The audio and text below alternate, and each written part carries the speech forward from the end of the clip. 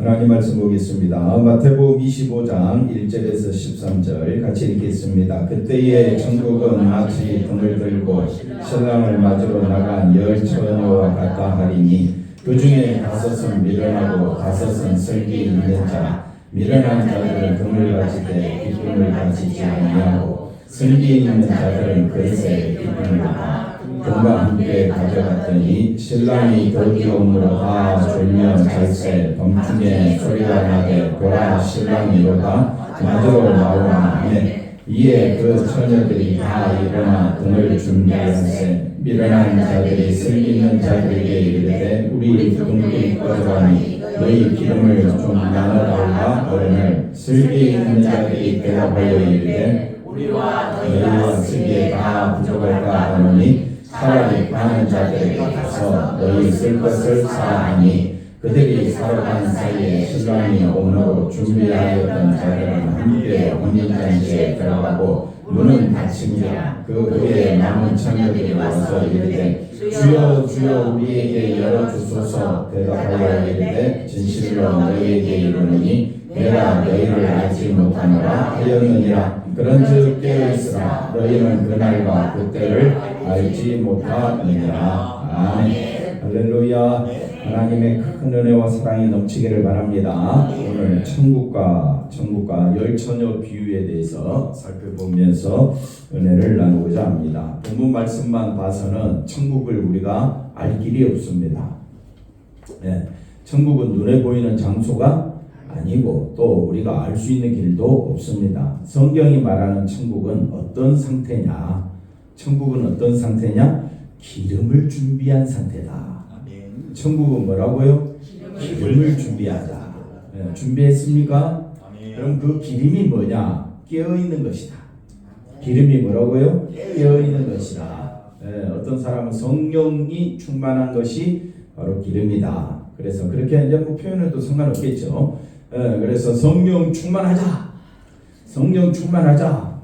그 말이 곧 깨어있는 것이고, 깨어있다라는 말은 어떤 말이냐? 신랑이 올 때 신랑이 온다 소리가 났습니다. 신랑이 온다. 근데 등불이 켜져 있어야 되잖아요. 등불이 꺼져 있으면 곤란하다 이 말이에요. 그래서 열 처녀의 막중한 사명은 신랑이 올 때 이렇게 등불을 들고 환영하는 그게 막중한 임무다. 천국은 뭐냐? 누가 오신다고요? 예수님이 오신다. 근데 우리가 이제 요한계시록 또 마태복음 살펴보면서 천국은 바로 누구를 의미한다 했습니까? 예수님. 그러므로 예수님과 늘 동행하시기를 바랍니다. 그게 뭐냐? 천국을 이루는 삶이다. 그래서 혹시 디모데후서 4장 8절 먼저 한번 볼까요? 다 같이 한번 읽어봅시다. 이제부로는 나를 위하여 위에 멸류관이 예비되었으므로 주고 의로우신 재판장이 그날에 내게 주실 것이며 내게만 아니라 주의 나타나심을 사모하는 모든 자에게로니라. 아멘. 등불을 준비한다. 깨어있다. 이 말은 무슨 말이냐? 주의 나타나심을 사모하는 거다. 그러니까 날마다 주님을 맞아 사모하자. 날마다 뭘 사모해야 됩니까?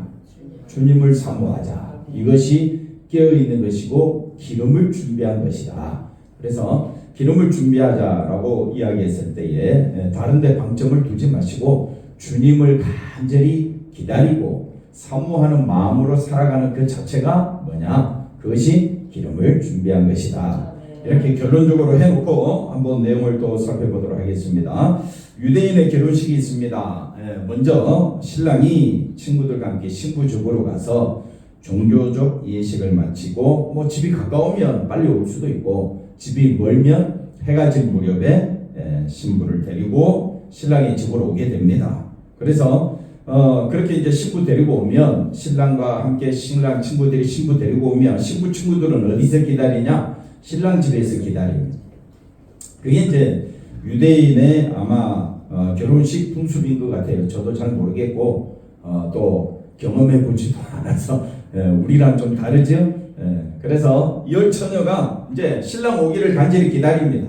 한번 따라합시다. 열 처녀의 사명은 누구를 기다리는 것? 신랑을 기다리는 것. 그래서 거리가 머니까 아마 등불을 들고 좀 늦게까지 기다리는 그런 상황이 된 것 같습니다. 근데 이 결혼식 열처녀 비유는 지금 우리가 마태복음 24장을 거치고 나서 나타나는 비유입니다. 그러니까 이 비유는 어디랑 연관해야 되느냐? 마태복음 24장에 나타나는 예수님이 종말에 대해서 이야기할 때 여기서 말하는 종말은 세상 종말을 의미하는 것이 아니라 예루살렘 성전이 무너지는 것이 종말이다. 예루살렘 성전은 무너진다, 안 무너진다? 안 무너진다고 생각하고 있었는데 예수님이 오셔서 저 84년 동안 지은 성전이 무너진다고 이야기하니까 제자들은 성전이 무너지는 그 자체를 하나님이 세상을 심판하는 것으로 보고 그걸 세상에 뭐라고 이야기하느냐? 종말이라고 표현을 한 겁니다. 그래서 해, 달, 별, 지진 이런 것들이 나타나고 그렇게 될 때에 그만큼 이스라엘 백성들은 성전을 뭘로 여겼느냐? 해, 달, 별처럼 존귀한 존재로 여겼다. 그러니까 절대 무너지지 않는 이 성전이 무너졌다라는 말은 성전이 왜 무너져야 되느냐? 성전 되신 분이 누구니까? 예수님이니까. 옛 성전은 어떻게 돼요? 그림자는 어떻게 해야 됩니까? 무너져야지. 근데 우리가 만약 이스라엘 사람이라면 성전은 무너지면 좋겠어요? 안 무너지면 좋겠어요? 안 무너졌으면 좋겠지요. 눈에 보이는 거니까. 근데 예수님은 이제 부활승천하시고는 보이지 않는 분이니까 교회가 무너졌으면 좋겠어요? 안 무너졌으면 좋겠어요? 무너지면 난리 나겠죠. 얼마나 힘들게 오래도록 이렇게 100년 넘는 교회가 있다고 보십시다. 성도들이 교회가 불타고 무너졌다 그러면 어떻게 해요? 난리 나겠지요. 목사님이 잘못했니, 장로님이 잘못했니부터 시작해갖고 교회가 안에 문제가 생길 수 있겠지요. 근데 예수님을 바라보지 아니하고 교회 건물 자체만 바라본다면 그 성전은 무너질 겁니다. 마찬가지입니다. 오늘날도 우리는 누군만 바라봐야 되느냐? 예수님만 바라봐야지 교회 와서 세상을 바라보고 또 세상에 재밌는 것들을 기억하고 교회 오니까 재미가 없어. 교회 오니까 맨날 십자가만 설교를 해. 그러니까 사람들이 교회 오면 따분해. 지겨워. 아니 십자가에 주의 나타나심을 사모하는 모든 자에게 의의 멸류관을 준다고 했는데 따분하다니. 이게 본질이 바뀐 거야. 본질은 예수님입니다. 예수님. 성전의 본질은 누구예요? 예수님 하나님이란 말입니다. 성전은 하나님 임재의 상징이거든요. 하나님이 임재하셨다. 그게 뭐라고요? 성전. 하나님이 임마누엘로 우리 가운데 친히 오셨으면 이미 상징물로 존재하는 성전은 어떻게 해야 됩니까? 무너져야죠. 없어져야죠. 근데 이스라엘 백성은 그걸 생각지 않는 겁니다. 예수님을 보면서도 참된 성전이신 예수님을 영접하지 않게 되니까 하나님께서 성전을 무너뜨리고 예수님으로 인하여 새로운 세계가 펼쳐진다. 예수님으로 인하여 의의 세계가 펼쳐진다. 예수님만 사모하는 자들에게는 의의 멸관이 준비되어 있다. 이 열처녀 비유도 신앙의 본질은 누구냐? 열처녀가 해야 될 일은 뭡니까? 신랑을 기다리는 겁니다. 열처녀 본질이 뭐라고요? 신랑을 기다리는 것. 근데 신랑을 기다리는데 지쳤어. 밤 늦도록 안 와. 이제 온다고 하려고 소리는 들리는데 기름은 떨어졌어. 우리가 천국을 이야기할 때요, 인간적인 생각으로 접근하면 안 됩니다. 인간적인 생각으로 기름 나눠 갖자. 야, 신랑 온다잖아. 지금 소리가 들리잖아. 그러니까 나눠 갖자. 그건 인간적인 생각입니다. 슬기 있는 자들이 미련한 자들을 같이 하면 얼마나 좋겠느냐. 그건 누구 생각이라고요? 자기 생각입니다. 성경은 그렇게 말하지 않습니다. 성경은 뭐라고 이야기하느냐? 어떤 사람이 깨어있는 거냐? 성전이 무너지고 새로운 시대가 열렸는데 사람들은 아직도 이 세상에 전전긍긍한다 이 말입니다. 지금까지 2000년 역사 가운데 예수님 승천하신 후 수많은 교회와 또 예수를 믿는다고 하는 사람들이 다 어디에 전전긍긍하며 살았느냐? 세상에. 그러면 그 가운데서 정말 슬기로운 5천년 어떤 사람이냐? 주 예수 그리스도를 사모하며 예수님이 다시 오실 것을 늘 기다리며 예수님과 동행하며 예수님의 은혜 가운데 살아가는 자들이 기름을 준비한 자고 이건 나눠줄 수가 없다는 거예요. 예수님만 사모하는 그 마음을 남편과 아내와 나눠 가질 수 있겠습니까? 자식과 나눠 가질 수 있겠습니까? 그럼 물은 할 수가 없는 거예요. 말은 할 수는 있겠죠. 근데 그 마음에 예수 충만으로 사로잡혀서 아멘 좀 해보세요. 아멘이십니까? 네. 예수님으로 충만하여서 살아가는 그 자체는 나눠줄 수 없는 겁니다. 그게 기름이에요. 아무리 남편이 세상적으로 훌륭하고 아내가 세상적으로 아무리 뛰어나도요, 신앙의 세계는 다릅니다. 이게 천국입니다. 천국은요, 누구만 소망하는 거? 예수님만 소망. 둘이 밭을 갑니다. 한 사람은 데려감을 당하고 한 사람은 버려둠을 당하고 한 사람 두 사람이 맷돌질합니다. 밭을 갑니다. 왜 두 사람 중에 한 사람은 데려감을 당하고 왜 한 사람은 버려둠을 당하느냐? 맷돌질을 하거나 또는 밭을 갈거나 일을 하든 밥을 먹든 뭘 하든 우리는 항상 어디 안에서 생활해야 되느냐? 예수 안에서. 나는 예수 안에서 만족합니다. 나는 예수님 한 분으로 기뻐합니다. 그렇게 살고 있느냐? 이것이 기름이다. 기름은 내 안에 누가 충만한가? 예수님이 충만한 거. 내 본질이 뭐냐? 내 본질은 흙이지만 내 안에 보배로우신 예수님이 들어오심으로 나의 본질은 이제 누가 되어야 되느냐? 예수님이 돼야 돼. 나의 본질은 누구라고요?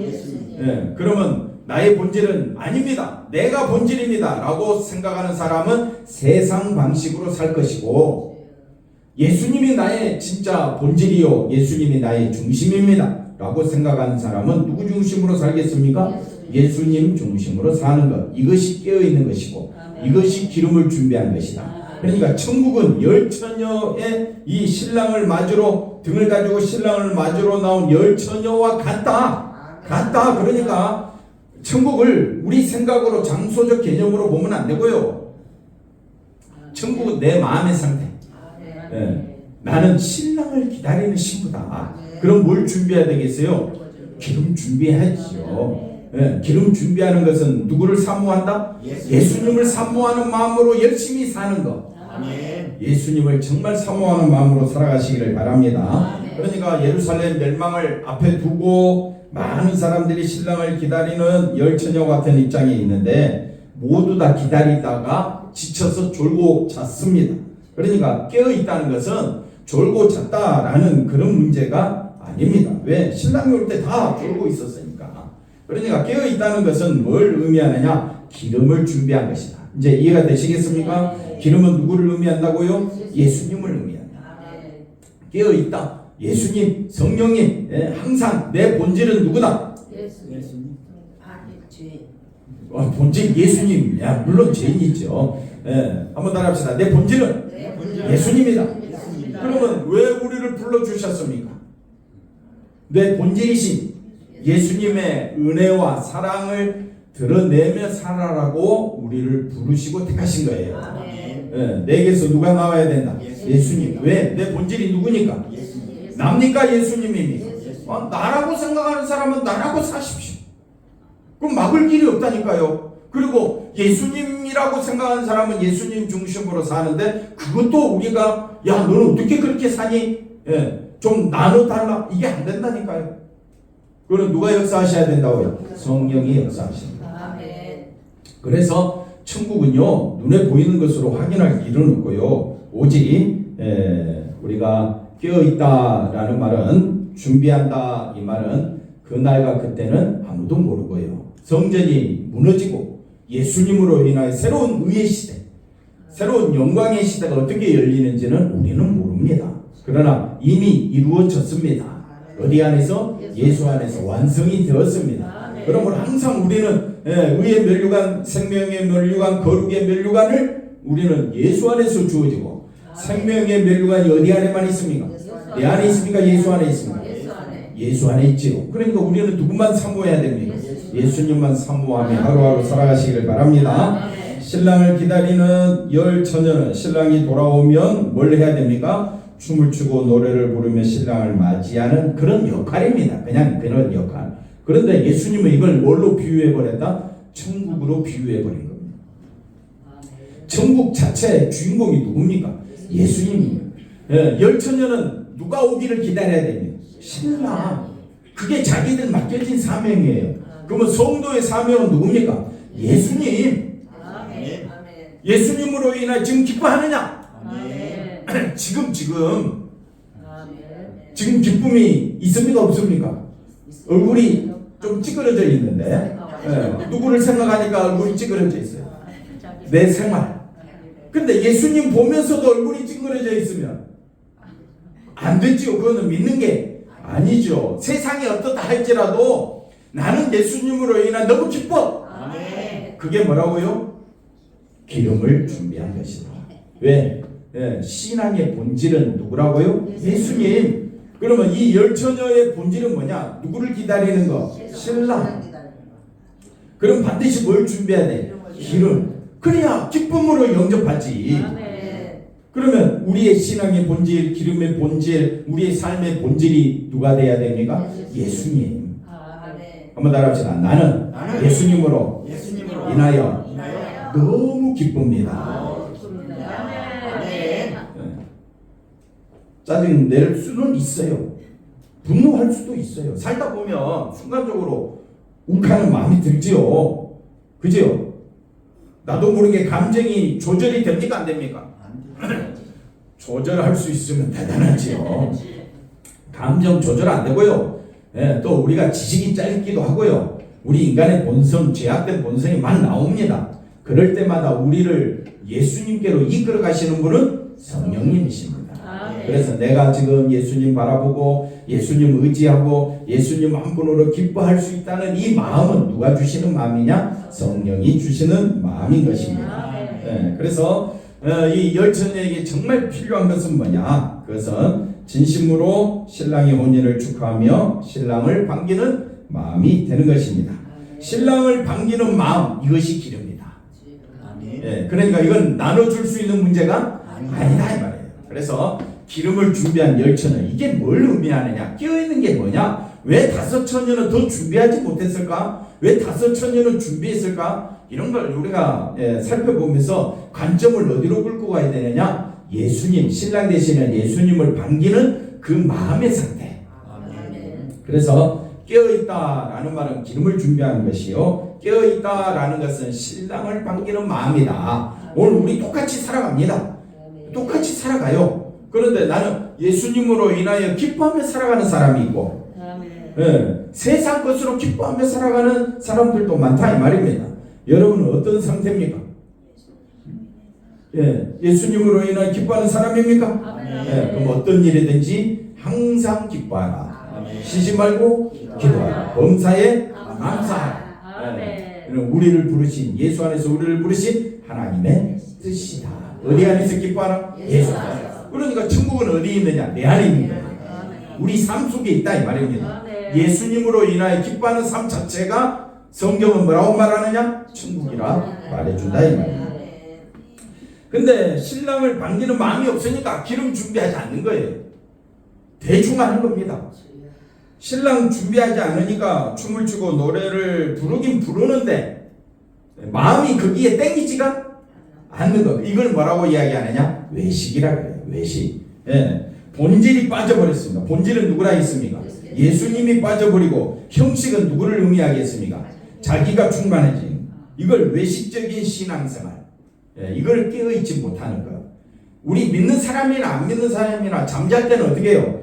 자는 거예요. 그래서 깨어있다라는 말은 육신의 잠을 말하는 것이 아니라 항상 나는 어디 안에서? 예수 안에서 살아야 한다. 또 성도들 가운데 힘든 일 하는 사람도 있고 피곤한 일 하는 사람도 있고 우리 조집사님처럼 주의를 제대로 못 지키는 사람도 있고, 그죠? 그렇지만 어디 있든지 항상 나는 어디 안에 있다? 예수 안에 있다. 그렇게 살아가라 이 말입니다. 나는 예수님으로 인하여 너무 기쁨이 넘친다.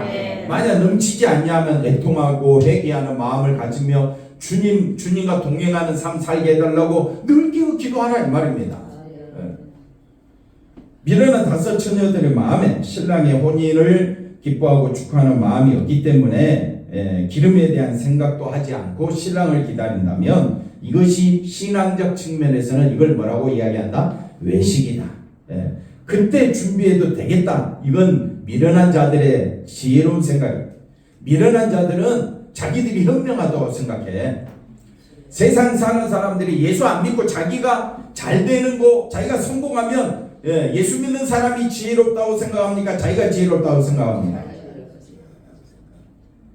정말 본질은 뭔데?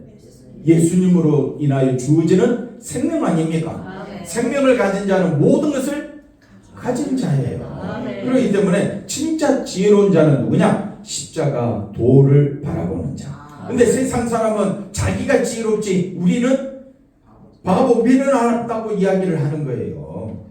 이게 차이점입니다. 그래서 오히려 예수님은 그런 자들을 미련한 자라 이야기하는데 마태복음 25장에 가보십시다. 마태복음 25장에 24장 51절에 지난주에 말씀드렸던 겁니다. 주인을 사랑하면요, 주인이 항상 이 종의 마음에 이것도 우리가 잘 보십시오. 종의 마음에 주인이 있어야 됩니까? 자기 생각이 있어야 됩니까? 종은 주인을 섬기는 자잖아요. 그러니까 주인이 맡긴 일은 주인의 사람들에게 때를 따라 뭘 나눠주라? 양식을 나눠주라. 근데 만약 종이 그 일에 충실했다면 그 종의 마음은 주인에게 있잖아요. 근데 주인에게 없는 종들은, 마음에 주인이 없는 종들은 동료들을 때리는 겁니다. 동료를 때리는 게 뭐냐면 자기 중심으로 사는 거예요. 실제로 때린다는 말이 아니라 자기 중심으로 예수님을 드러내지 아니하고 자기 중심으로 사는 것 자체가 뭐냐? 동료를 때리는 겁니다. 술 친구와 함께 나 술 안 먹는데 아니에요. 동료를 때리고 술 친구가 먹고 산다는 자기 즐거움을 위해 사는 거예요. 자기 즐거움을 사는 것은 내 마음에 주인이 있다 없다? 없다는 거예요. 근데 예수님이 내 마음에 있으면 항상 예수님 은혜 가운데 살려고 노력하겠지.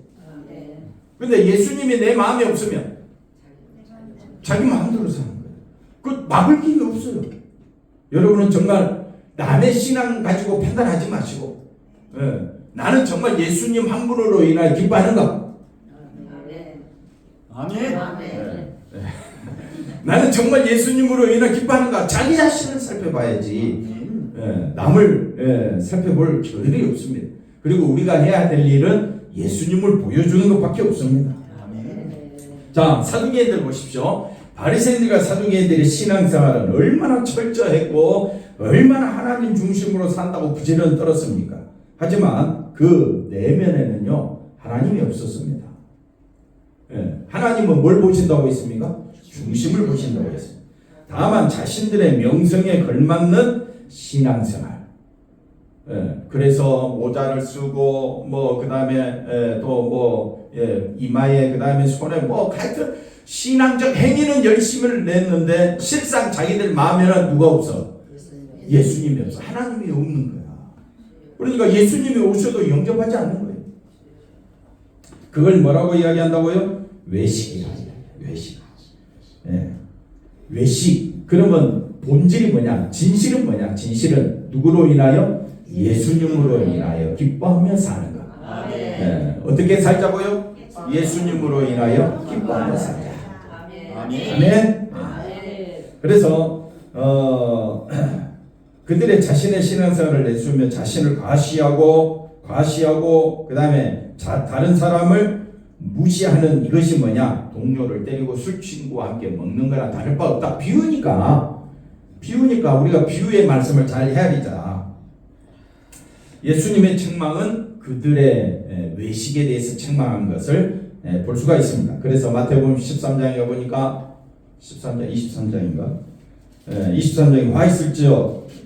23장이죠. 7번이나 나오잖아요. 다 마음에 하나님 없이 행하는 가식적인 모든 것들을 예수님은 외식이라고 표현을 한 겁니다. 여러분은 외식적인 신앙생활입니까? 정말 주님 때문에 신앙생활 하는 겁니다. 주님 때문에 신앙생활 하십니까? 예수님을 기뻐하는 마음이 없다면 그것은 꺼진 등불과 같습니다. 그래서 등불이 뭐냐? 꺼진 등불, 기름이 뭐냐라고 했었을 때 그게 뭐다 정확하게 말할 수는 없겠지만은 우리가 말씀을 통해서 살펴보는 것은 성전은 무너지고 새로운 성전 되시는 예수님, 그의 나라와 그의 의를 이루시는 예수님. 예수님은 천국에 대한 비유를 말씀해 주시므로 천국의 본질은 예수님이라며 예수님 중심으로 사는 것이 기름을 준비하는 슬기로운 다섯 처녀와 같다. 이렇게 말씀을 드릴 수가 있습니다. 그렇다면 기름 준비했느냐 안 했느냐 이거는 어떻게 확인할 수 있느냐? 신앙생활을 하는 거 보면 알 수 있어요. 신앙생활을 하는 거 보면 기름을 준비하는 사람은 항상 누구로?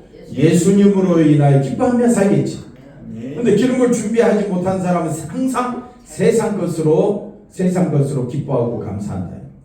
세상 것이 주어지면 감사하고 세상 것이 없으면 어떻게 그리 잘하세요? 신랑이 오는 날은 그때는 아무도 알 수 없습니다. 그러니까 대비할 수 있다는 것 자체가 안 됩니다. 근데 대비할 수가 있습니다. 그것은 뭐냐? 신랑이 올 것에 대해서 말하 기뻐하라. 근데 이미 신랑 되신 예수님은 우리 가운데 계십니다. 그러면 누구로 기뻐하는 것? 예수님으로 인하여 기뻐하는 것이 등불을 준비하는 거나 똑같다. 그래서 종말을 살아가는 우리의 삶 속에서 잊지 말아야 될 것은 예수님으로 인하여 기뻐하느냐. 아멘. 예수님으로 인하여 기뻐하시기를 바랍니다. 그것이 우리 신앙의 뭐라고요? 본질이다. 이 본질을 놓치면 외식이 된다. 교회 열심히 섬겨 하지 말라는 의미가 아니라 열심히 최선을 다해서 구제도 하시고 선교도 하시고 착한 일 또 의로운 일 많이 하십시오. 누구 중심으로 하라고요? 예수님 중심으로 하면 되는데 왜 예수님은 그렇게 열심히 신앙생활했던 서기관들과 바리새인들을 책망하셨느냐? 그들의 신앙의 본질에 누가 있다고요? 자기가 있지 예수님이 있지 않았다 이 말입니다. 그래서 미련한 자들이에요. 우리 마음이 예수님을 향해 있고 예수님을 기뻐하는 마음이라면 예수님이 맡기신 일에 마음을 써야 합니다. 예수님으로 인하여 마음 쓰는 일이 뭡니까? 그것은 생명 되시는 예수님과 동행하는 겁니다. 예수님과 어떻게 하라? 동행하라. 그래서 예수님과 함께 나는 생명 얻었습니다. 나는 예수님으로 인하여 너무 기분이 좋습니다. 그래서 디모데후서 4장 8절 한 번 더 읽어볼까요? 새로운 세계가 열려졌습니다. 제일 앞에 디모데후서 4장 8절 뭐라고 이야기 되어 있습니까? 주님을 마라 사모하라. 주님을 사모하는 것이 나의 기쁨, 나의 소망이 되어야 할 줄로 믿습니다. 이 신앙 가운데 든든히 서가는 우리 모두가 되기를 주의 이름으로 간절히 축원드립니다. 하나님 감사합니다. 예수님만 높이며 예수님 의지하며 사는 것이 축복임을 깨달아 알게 하여 주시고 예수님으로 인하여 큰 기쁨 가운데 살아가는 저희들의 삶이 되어지도록 인도해 주시옵소서. 예수님의 이름으로 기도하옵나이다. 아멘.